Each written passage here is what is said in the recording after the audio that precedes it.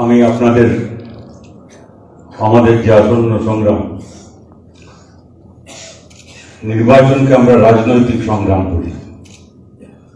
সংগ্রাম আমাদের জীবন।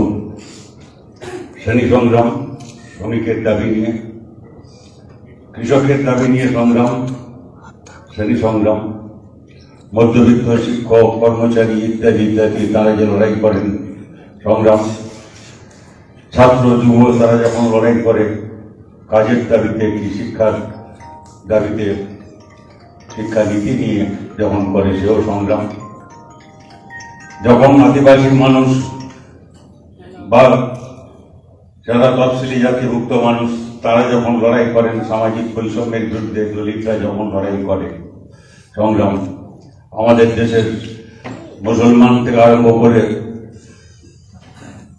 আরো যারা হিন্দু ধর্মাবলম্বী নন, খ্রিস্টান ইত্যাদি, যাদের মধ্যে আদিবাসীও আছেন, তফসিলিও আছেন, যারা খ্রিস্টান হয়েছেন পরে, অনেক মানুষ আছেন, তারা যখন বৈষম্যের শিকার হন আমরা সেসবের বিরুদ্ধে লড়াই করি। কিন্তু সেই সব লড়াইয়ের উপরে সবচাইতে বড় লড়াই হচ্ছে রাজনৈতিক সংগ্রাম, নীতি নিয়ে সংগ্রাম। দেশটা কোন নীতিতে চলবে, সরকার কোন নীতিতে চলবে। দিল্লির সরকার বিশেষ করে, যেটা লোকসভা নির্বাচন, এটা রাজ্যের মুখ্যমন্ত্রী কি হবে তার উপরে এই সংগ্রাম, তা নিয়ে না। সেই রাজনৈতিক সংগ্রাম আমাদের সামনে। এবং আপনারা শুনলেন আমাদের নেতৃবৃন্দ বলেছেন আপনাদের যে এই নির্বাচনে এমন একটা নির্বাচন, আমাদের 52 সাল থেকে ধরে যতগুলি নির্বাচন হয়েছে দেশ স্বাধীন হওয়ার পর, এটা এমন নির্বাচন যার চ্যালেঞ্জ আমাদের আর যত লড়াই লড়েছি আমরা, যতগুলো নির্বাচন, তার চাইতে অনেক বেশি। দেশটায় যে আমাদের সংবিধান আছে তা থাকবে কিনা, যার উপরে সব আইন কানুন সব নির্ভর করে, যাতে দেশ চলে। আমাদের দেশটা জোর নিরপেক্ষ থাকবে কিনা, আমরা নিজের পায়ে দাঁড়াবো কিনা, যা নিয়ে আমাদের দেশের স্বাধীন হওয়ার সময় আমরা ঠিক করেছিলাম। আমাদের দেশটা ধর্মনিরপেক্ষ থাকবে কিনা, যা আমাদের সংবিধানে লেখা আছে। আমাদের দেশটা যুক্তরাষ্ট্রের ব্যবস্থা থাকবে কিনা, যেখানে সব রাজ্যগুলোর অধিকার থাকবে এবং তাকে আরো বাড়াতে হবে যখন তা কমানো হচ্ছে। তার জন্য আমাদের দেশটায় এই গণতন্ত্র, আমাদের সংসদ, বিধানসভা, এসব ব্যবস্থার, নির্বাচন ইত্যাদি এসব ব্যবস্থার, প্রজাতন্ত্র যাকে বলা হয়, ধর্মনিরপেক্ষ, আরো একটা বড় কথা সমাজতন্ত্র বলে একটা কথা আছে ওখানে, সেটা অনেক দূরের কথা, আমি সেটা যাচ্ছি না। সাম্য, ন্যায়, ন্যায় বিচার চাই সবার জন্য, নাকি সব কিছু উঠে যাবে। একটা মুসলিম, একটা হিটলার কি তদুর কি, যাই হোক, এরকম আগ্রহ আমরা দেখছি কিছু কিছু অন্যান্য দেশে। নয়া ফ্যাসিবাদ যাকে আমরা বলি, আগেকার ফ্যাসিবাদের চাইতে একটু ভিন্ন এই সময়টা।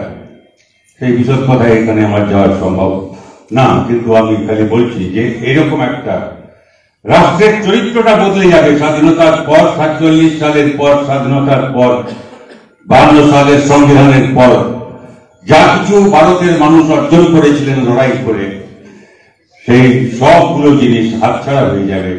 একটা নয়া ফ্যাসিবাদী রাষ্ট্র, সরকার বদলের ব্যাপার না, প্রধানমন্ত্রী বদলের ব্যাপার না, বিজেপির এই দুবার মোদী সরকারের ব্যাপার না। দেশটার এই মূল কাঠামোটা যদি বদলে যায়, তার থেকে কেউ বাঁচবে না। যারা বিজেপিকে ভোট দেন, তৃণমূলকে ভোট দেন, আমাদের ভোট দেন, কংগ্রেসকে ভোট দেন, অন্য কাউকে দেন বা কাউকে দেন, কেউ বাঁচবে না, কেউ বাঁচেনি। এটাই হচ্ছে ইতিহাস। এরকম বড় চ্যালেঞ্জ আমাদের সামনে এই লড়াইটা। আমাদের সামনে চ্যালেঞ্জ মানে ভারতের জনগণের সামনে চ্যালেঞ্জ, সারা ভারতের মানুষের কাছে চ্যালেঞ্জ। নাগরিকদের কাছে চ্যালেঞ্জ, তাদের পরবর্তী প্রজন্ম যারা নাগরিক মানে ভোট দেবে না তাদের সামনে চ্যালেঞ্জ, ভবিষ্যতের সামনে চ্যালেঞ্জ। এই রাজনৈতিক সংগ্রামের জন্য আমাদের যে প্রস্তুতি দরকার সেই প্রস্তুতি নিয়ে কিছু কথা বলবার জন্য আমরা এখানে উপস্থিত হয়েছি। আমরা বলি যে প্রস্তুতি দরকার, লক্ষ্যটাকে ঠিক করতে হয়। নির্বাচনী সংগ্রামের লক্ষ্য কি সে আমাদের পার্টি বহু আলোচনা করে ঠিক করে দিয়েছে। একটা বাক্যে বলা যায়, একটা বাক্যে দুটো ভাগ, যে সারা দেশে বিজেপিকে বিচ্ছিন্ন করো, পরাস্ত করো। বিচ্ছিন্ন করো মানে অন্যদের থেকে আলাদা করো, দিয়ে পরাস্ত করো। এটা সারা দেশে নির্বাচন হচ্ছে, লোকসভা নির্বাচন, দেশের সরকারকে চালাবে। আর রাজ্যে যেহেতু তৃণমূল কংগ্রেস বলা হয়েছে, আমি অল্প কথাই বলবো সে নিয়ে, তো ও তো খুঁজলো, ওটা হচ্ছে বড়। একটা রাজ্য চালায় একটা পাড়ার গুন্ডার মতো, আর ও দেশ চালায়, সেটা বড় ব্যাপার, সেটা ঠিক হবে। এবং সেই জন্য কিন্তু একে না সরিয়ে আপনি পশ্চিমবাংলায় বিজেপিকে হটাতে পারবেন না, আর বিজেপিকে না হটিয়ে আপনি একে এখান থেকে সরাতে পারবেন না। আপনি যদি এই লোকসভা নির্বাচনে মোদীকে ক্ষমতাচ্যুত করতে পারেন তাহলে ইনি এর পা কাঁপতে আরম্ভ করবে, আর তারপরে আগামী বিধানসভা নির্বাচনের পরে খুঁজে পাওয়া যাবে না। সেই জন্য প্রধান লক্ষ্য সারা দেশ জুড়ে লড়াই, বিজেপিকে পরাস্ত করো, বিচ্ছিন্ন করো।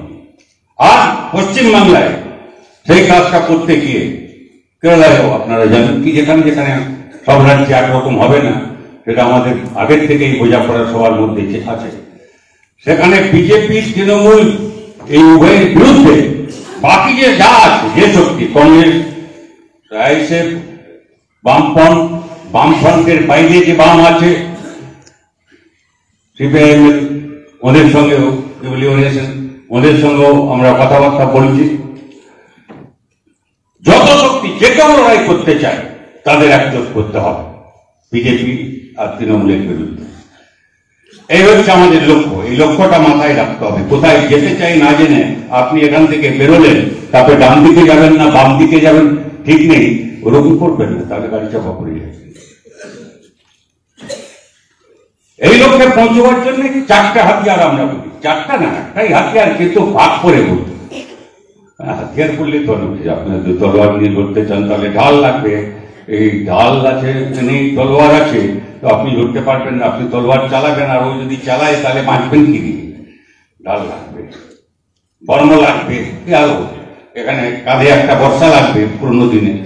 আজকাল ওসব লাগে না, বন্দুক লাগলে এখানে লাগে, মানে গুলি রাখতে ওখানে জায়গা লাগে, ওখানে কোথায় বলছি, হেলমেট লাগবে মাথায়, ইত্যাদি ইত্যাদি। এই হাতিয়ার চারটে, এই চারটে হাতিয়ার আসলে একটা হাতিয়ার লড়বা। এক, মতাদর্শ; দুই, রাজনীতি; তিন, সংগ্রাম; চার, সংগঠন। এই চারটা মুখস্থের মতো মাথায় রাখতে হয়। যারা নির্বাচনী সংগ্রামে আপনারা নেতৃত্ব দেবেন এলাকায়, তাদের বিশেষ করে আপনাদের খেয়াল রাখতে হবে চারটার কোনোটা যেন ঢিলে না হয়ে যায়, তাহলে আপনি লড়াই জিততে পারবেন, লড়াইতে হতে পারবেন।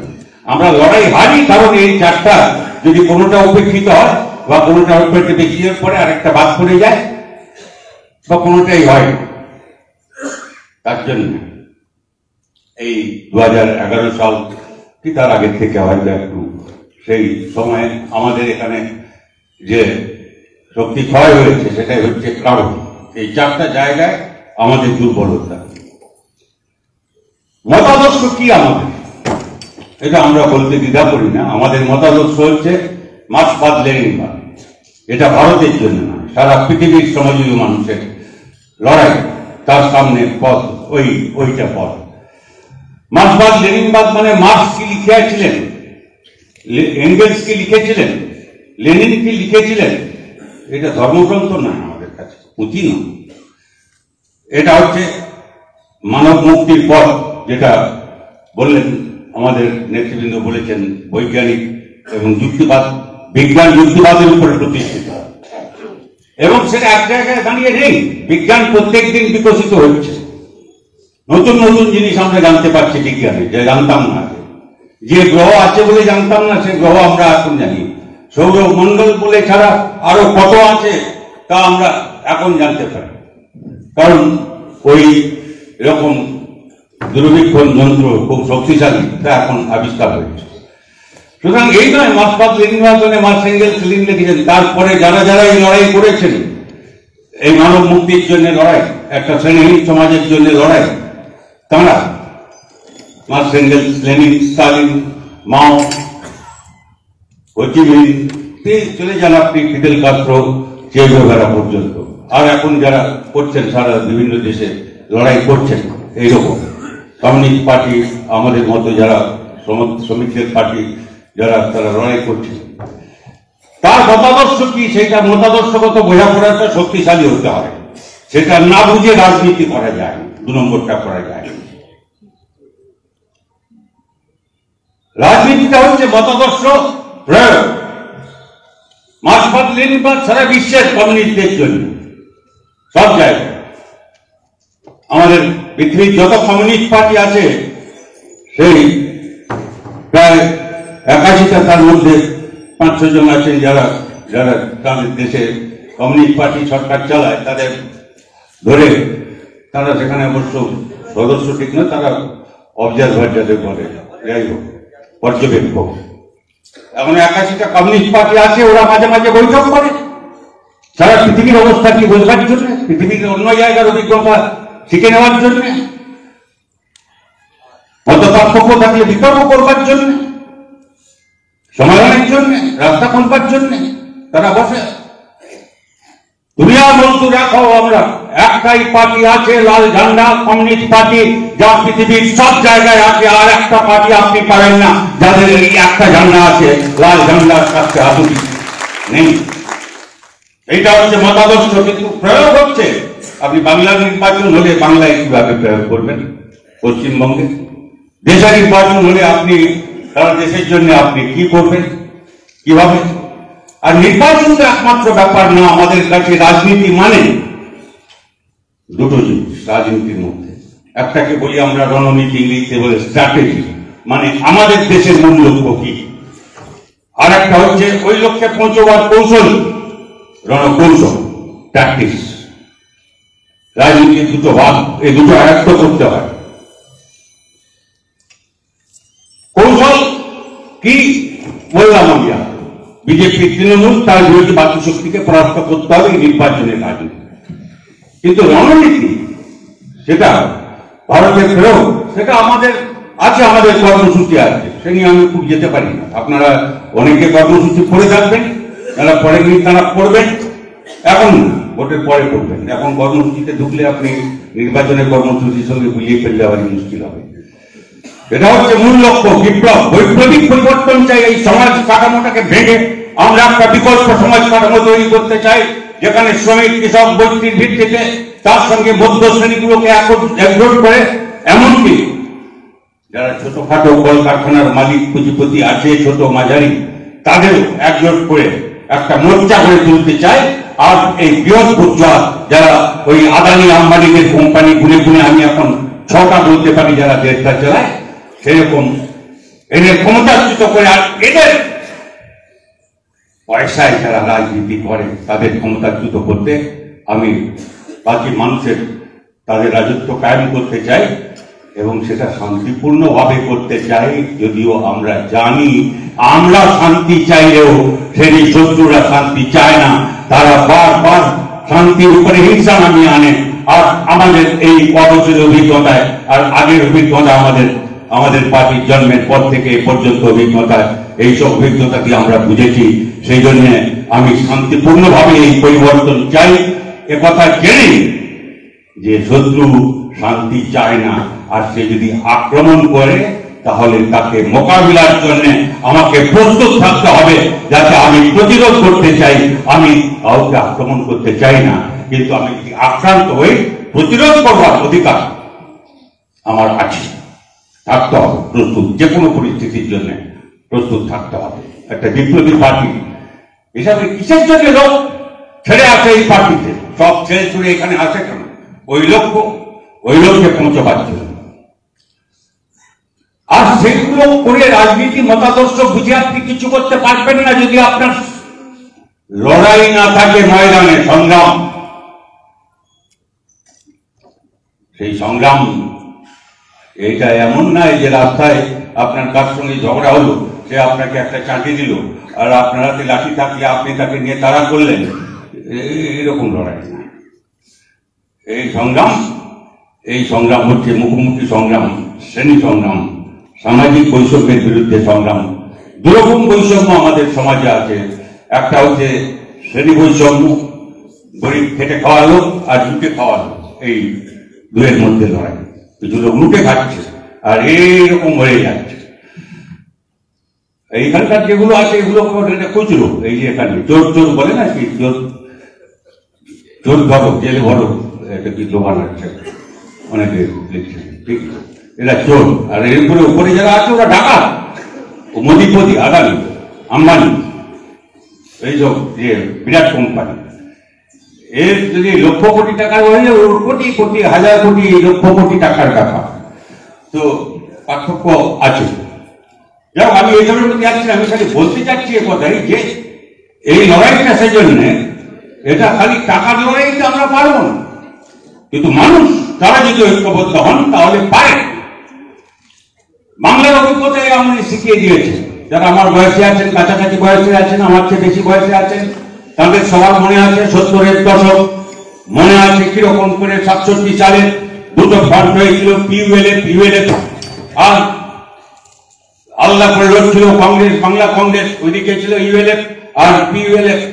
ইউএলএফ ছিল আমাদের বামপন্থী কংগ্রেস, কি বলে সিপিআইএম সহ অন্য বামপন্থীরা, আর পাল বলে একটা ছিল পিইউএলএফ। আল্লাহ করে লড়াই করছে, দুজনে কংগ্রেসকে হারাবে। কিন্তু এরা কমিউনিস্টকে চায় না, বামপন্থীদের চায় না, সিপিআই তখন ওইদিকে। আর নির্বাচন ভোটের আগে যদিও কেউ জিজ্ঞেস করেছিল যে আচ্ছা এই দুজনে যদি আপনাদের এরকম হয় যে আপনাদের একা কেউ সরকার করতে পারলেন না তাহলে কি করবেন, যদিও তৎক্ষণাৎ জবাব দিয়েছিলেন তাহলে আমাদের চেষ্টা করতে হবে ওই ইউএলএফ আর পিইউএলএফ এই সবকে একজোট হয়ে এখান থেকে কংগ্রেসকে হটাবার জন্য। তখন কংগ্রেস ছিল প্রধান শক্তি, তাই হয়েছিল যুক্তফ্রন্ট সেইভাবে গড়ে উঠেছিল। নির্বাচনের পরে ভোটের ফলে দেখা গেল দুজনে একসঙ্গে না হলে একে সরানো যাবে, তাই একসঙ্গে যুক্তফ্রন্ট গড়ে হয়েছিল। প্রথম যুক্তফ্রন্ট সরকার ভেঙে দিয়েছিল, দ্বিতীয় যুক্তফ্রন্ট সরকার ভেঙে দিয়েছিল, আর তারপরে 70-এর দশক থেকেই আদাখাসি সন্ত্রাস শুরু হয়েছিল। 71-এ বাংলাদেশ মুক্তি সংগ্রাম আপনার পাশে দাঁড়ালো। ইন্দিরা গান্ধীকে যদিও বলেছিলেন যে আপনার সঙ্গে আমাদের মতবিরোধ যাই হোক, বাংলাদেশের যে লড়াই সঙ্গে আমাদের দেশের স্বার্থ নিহিত আছে, আমেরিকা সাম্রাজ্যবাদ ওখানে চায় যদি আমার মাথার কাছে বসবে, তাহলে যখন যুদ্ধ জাহাজ এসে বঙ্গোপসাগরে ওখানে ঘোরাঘুরি করছে, তখন শেষ পর্যন্ত ইন্দিরা গান্ধী রাজি হয়েছিলেন, লড়াই হয়েছিল, বাংলাদেশ মুক্ত হয়েছিল। কিন্তু তার প্রথম ভোটা ছিলাম আমরা, আর ওখানে যারা লড়াই করেছেন তাদের আশ্রয় নিতে যখন এখানে আসতে হয়েছিল, আশ্রয় দিয়েছি আমরা। আর সেখানে গেছি সীমান্তের পারে, কেউ পারে, আমি তার মধ্যে যেতে পারি না, যেহেতু আমি একজন ছিলাম চিকিৎসক হিসাবে আপাতত। কিন্তু আমি আপনাদের বলতে চাই এ কথাই, তারপরেও 72 সালে নির্বাচনে, জালিয়াতি নির্বাচন হয়েছিল, 14 জন আমাদের বিধানসভায় এমএলএ জিতেছিলেন। 14 জন বিধানসভায় এমএলএ গিয়ে শপথ নেননি, কারণ জালিয়াতি নির্বাচন আপনাদের এই জেলায়, এইখানে বরানগরে জ্যোতি বসু কিভাবে ভোট লুট হয়েছিল। আর ভোট গুনে ফল বেরোবার আগেই আমাদের পার্টি নির্বাচন বয়কট করেছিল, আর বলেছিল আমাদের যদি 5-10 জন যেতেও তারা বিধানসভায় যাবে না। 5 বছর বিধানসভায় যায়নি, এখন তো আমাদের নেই, তখন ছিল 14 জন যেতে পারত আপনাদের জেলা ধরে, এখান থেকেও কয়েকজন ছিল 14 জনের মধ্যে। যাই, কারণ আমাদের নীতি একটা আছে, আমরা বুঝেছি যে গণতন্ত্রকে এরকম ভাবে হত্যা করা হয়েছে এবং তারা শপথও নেননি। আর সেই সময়টায় আমাদের 1100 কমরেড খুন হয়েছিল। আমাদের বাদ দিয়ে অন্য বামপন্থী যারা আমাদের সঙ্গে ছিলেন না, যাদের সঙ্গে আমাদের আবার কি বলে হয়তো কোথাও কোথাও গোলমাল হয়েছে, তাদের 340 1400 বামপন্থী খুন হয়েছিলেন, 20,000 ঘর ছাড়া হয়েছিলেন, 70,000 মিথ্যা মামলা চাপিয়ে দেওয়া হয়েছিল। আর তারপরে আমরা বলেছিলাম বাংলার উপরে এই আক্রমণটা বাংলার মধ্যে সীমিত থাকবে না, এই আক্রমণ দেখিয়ে দিচ্ছে আগামী দিনে এই স্বৈরতান্ত্রিক আক্রমণ, গণতন্ত্রের উপরে আক্রমণ সারা দেশে প্রসারিত হবে। এবং আমরা বলেছিলাম যা 72 সালে তাই হয়েছিল, 75 সালে যখন জরুরি অবস্থা জারি হয়েছিল, সারা দেশে গণতন্ত্রের উপরে আক্রমণ। দেশের সংবাদপত্র আমাদের গণশক্তি ছাপবার জন্য কেউ কাগজ খুললে তখন দেখতে পেত পৃষ্ঠায় অনেকগুলো জায়গা ফাঁকা, কারণ ওইটা সরকার থেকে বলে দিয়েছে এগুলো ছাপা যাবে না। সাদা সাদা সাদা পাতা কতগুলো থেকে আরম্ভ করে আমি যাচ্ছি জ্যোতির্ময় বসু।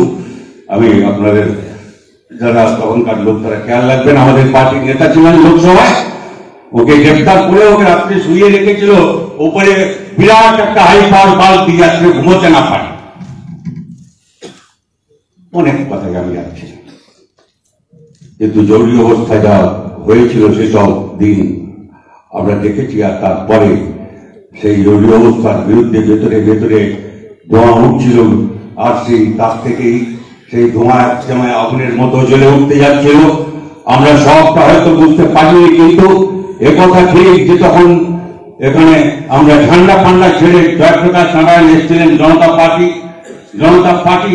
জনতা দল না, জনতা পার্টি নাম করে সবাইকে নিয়ে যত বিরোধী আছে তাদের সব একজন করে ব্রিগেডে জমায়েত করেছে। ঝান্ডা নিয়ে যাইনি আমরা, কোনো পার্টি ঝান্ডা নিয়ে আসে আমরা এই যে পরাস্ত করতে হবে, এই জরুরি অবস্থার অবসান চাই, গণতন্ত্র ফেরত চাইতেছে। আর 77 সালে যেটা হয়েছে আমার খবরও মনে আছে, আপনাদের অনেকের মনে থাকতে পারে।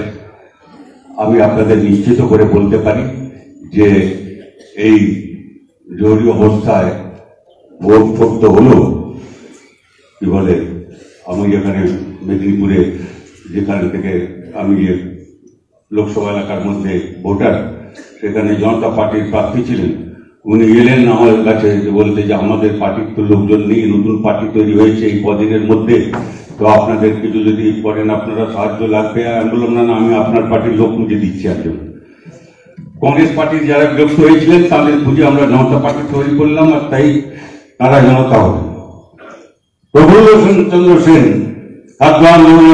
নিয়ে আমাদের বিরাট বিরাট বিরাট বউ আছে, তিনি আবার মাইক দিয়ে সব, আপনারা প্রফুল্ল চন্দ্র সেনের নাম তো অনেকে বর্তমান প্রজন্ম হয়তো শুনে থাকবেন, জেনে থাকবেন, তারা জনতা পার্টিতে যোগ দিলেন।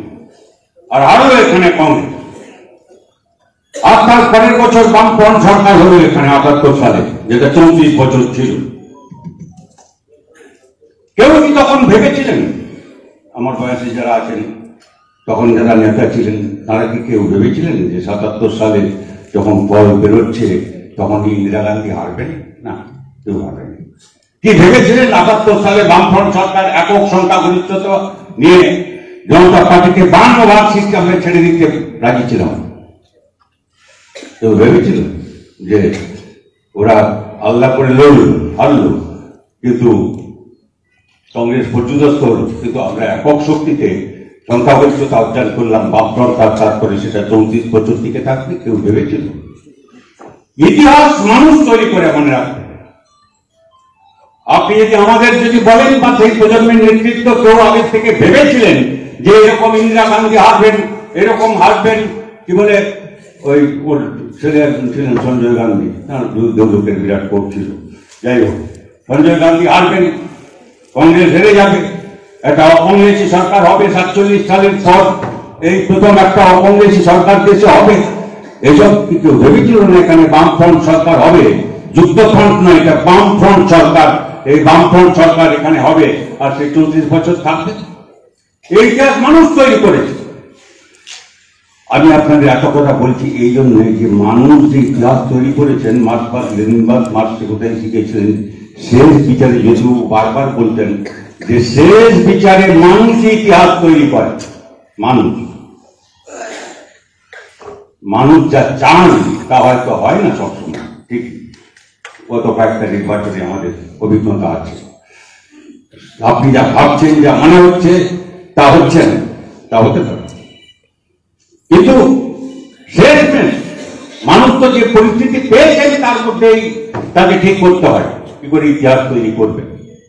নির্দিষ্ট পরিস্থিতি, তারা যা চান পরিস্থিতি সেরকম না থাকতে পারে, সেই জন্য মানুষ ইতিহাস তৈরি করবে।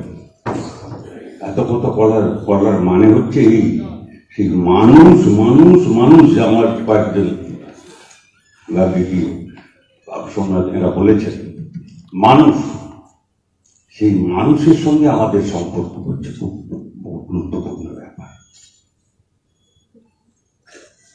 আমরা সব জানি না, যারা অনেক পণ্ডিত অনেক লেখাপড়া করেছেন তারাও কেউ মনে করেননি মার্ক্স তাহলে এই কথা বলতেন না যে মানুষ ইতিহাস তৈরি করে। মার্ক্স বলেননি আমরা ইতিহাস তৈরি করবো। মার্ক্স কেউ বুঝিবিরা কেউ বলেন যে আমি ইতিহাস তৈরি করবো, আমার পার্টি ইতিহাস তৈরি করবে, মানুষ ইতিহাস তৈরি করবে।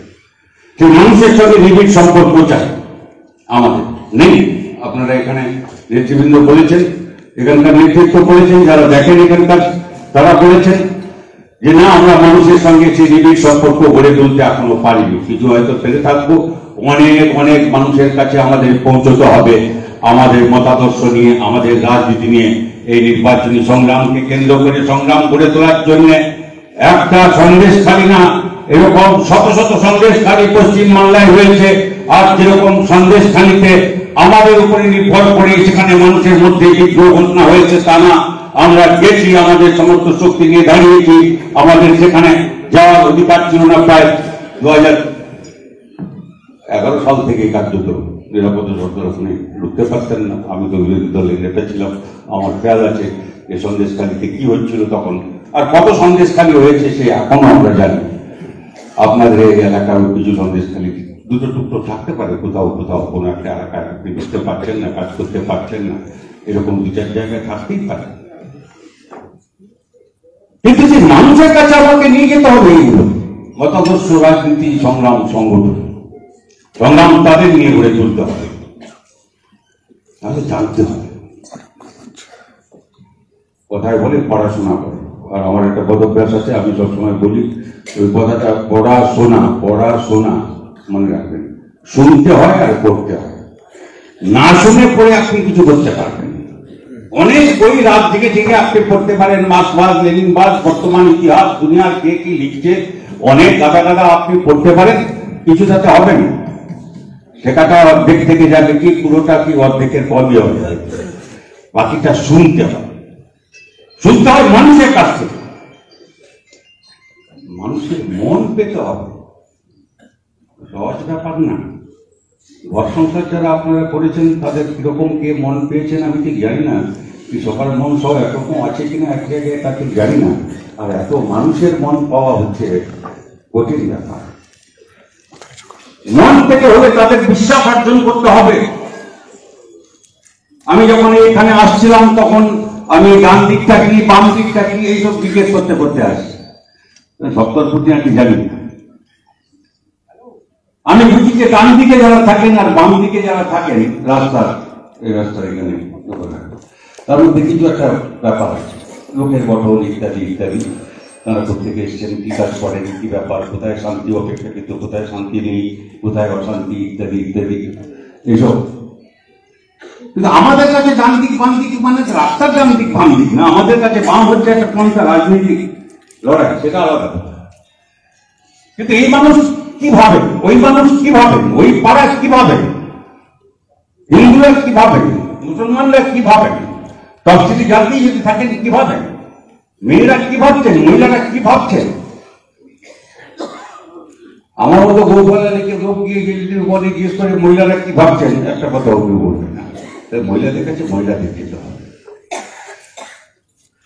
আমি যদিও ব্রাহ্মণ বংশের জন্মেছিলাম কিন্তু এসব নেই, কি বলে আমার কি বলে অনেক ছোটবেলায় ছেড়ে দিয়েছে।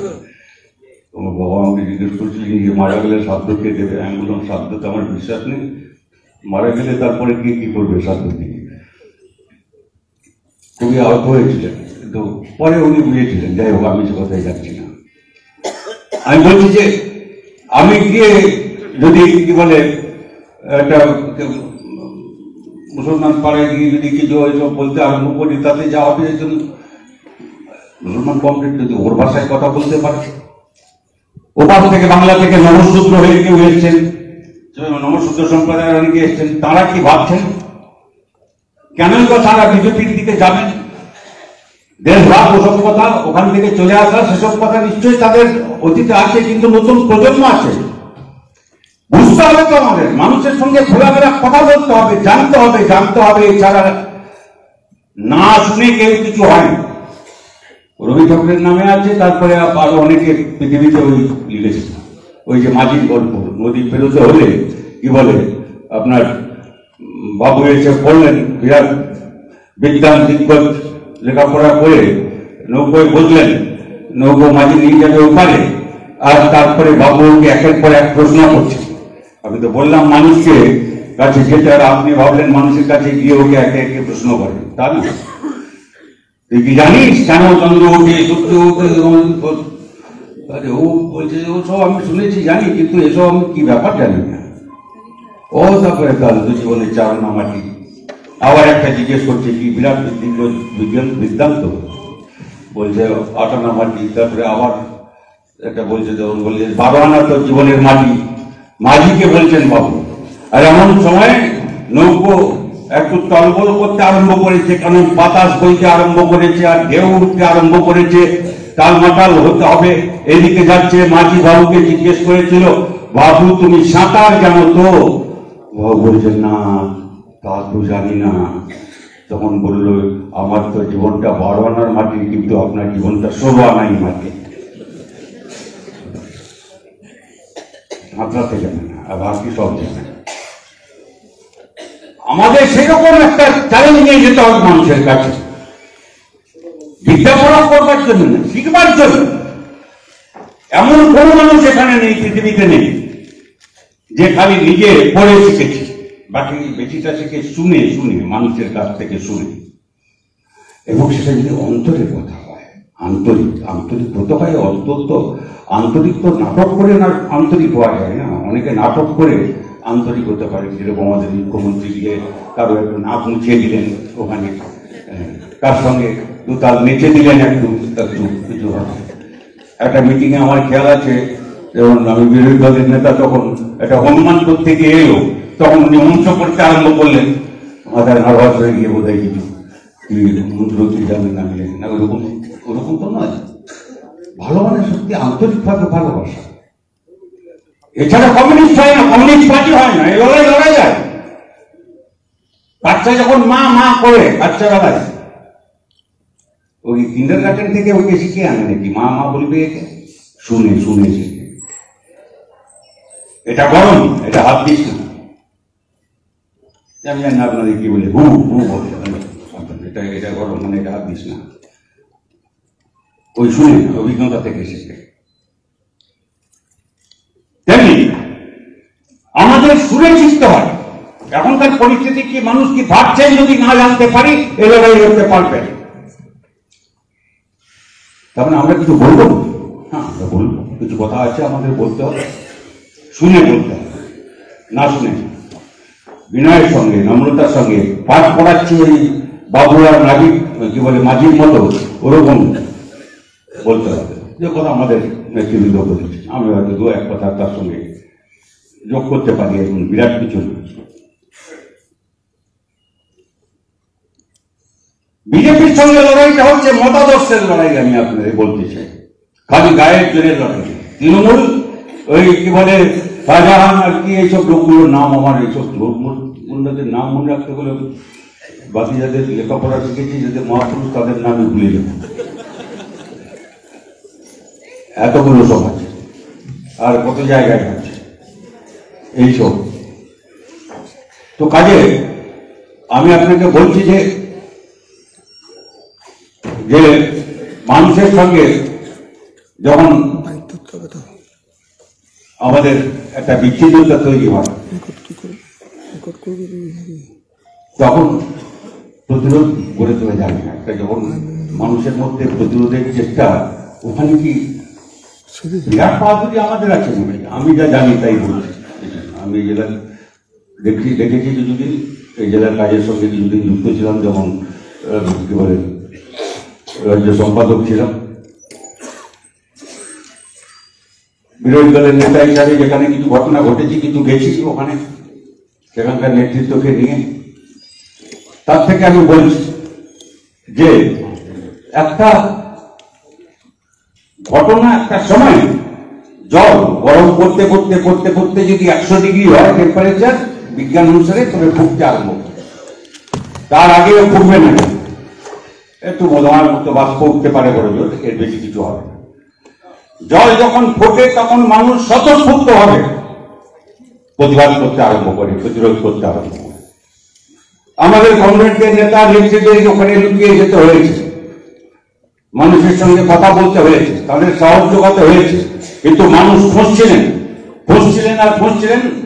আর মহিলাদের আপনি ভাবুন, এরকম একটা মিছিলে এদের কি বলে আসন্ন রেখে গেল সাজা, এবং শেষ পর্যন্ত ওই কালকে না পাবে ভোরের দিতে হতে, কালকে সকাল আগের দিন রাত্রে কি যাই হোক ওই লোকটাকে ধরেছি।